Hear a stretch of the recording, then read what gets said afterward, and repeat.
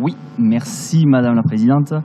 Le Nord toulousain, secteur oublié par le métro et le tramway, connaît un accroissement de sa population et avec elle des flux de circulation toujours plus denses.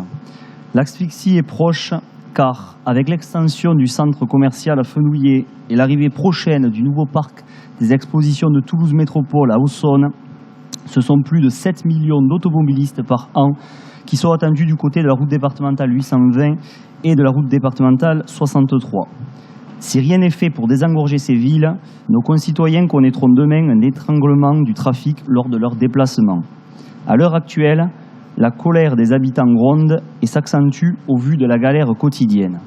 55 minutes de trajet sont nécessaires simplement pour arriver aux portes de Toulouse.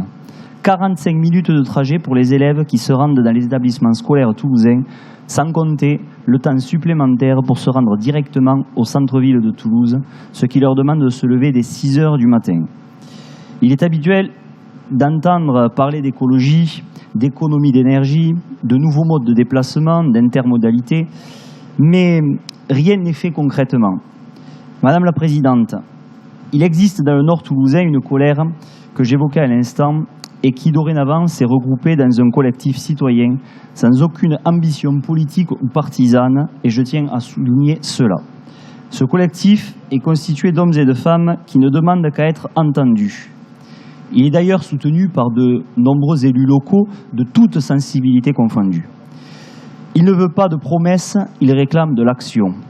Alors, Madame la Présidente, je crois que si nous voulons limiter la circulation, il faut permettre aux utilisateurs de se déplacer avec le moins de difficultés possible.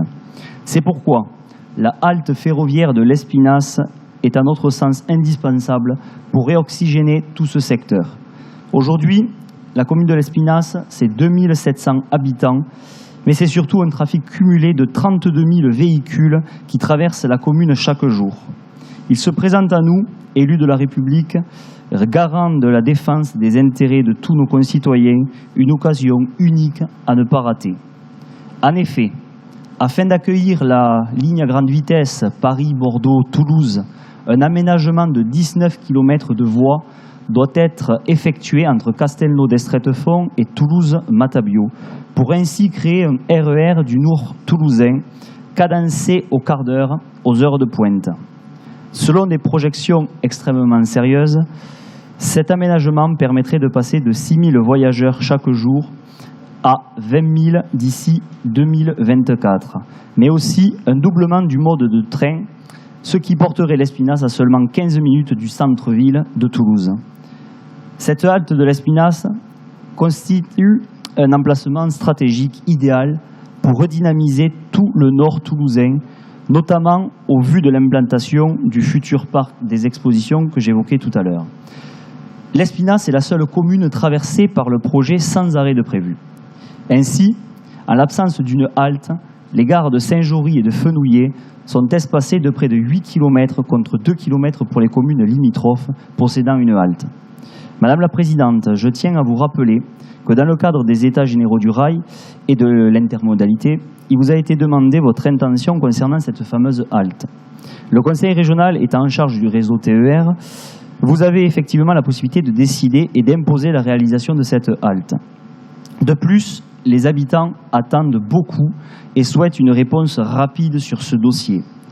Comme le disait très justement Raymond Barre, un avenir, cela se façonne. Un avenir, cela se veut. Alors, Madame la Présidente, pouvez-vous vous engager officiellement aujourd'hui pour les habitants du Nord toulousain et leur avenir à imposer et à financer la halte de l'Espinasse? Je vous remercie.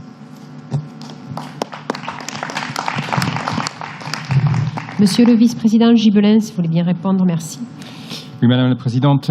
Monsieur le conseiller régional, permettez-moi tout d'abord d'être un peu étonné de votre allégeance politique à la pensée de Raymond Barre, puisque vous le citez, on pourrait aussi le citer quand il disait qu'il appelait à ne jamais ménager ceux qui soutiennent les thèses du Front National.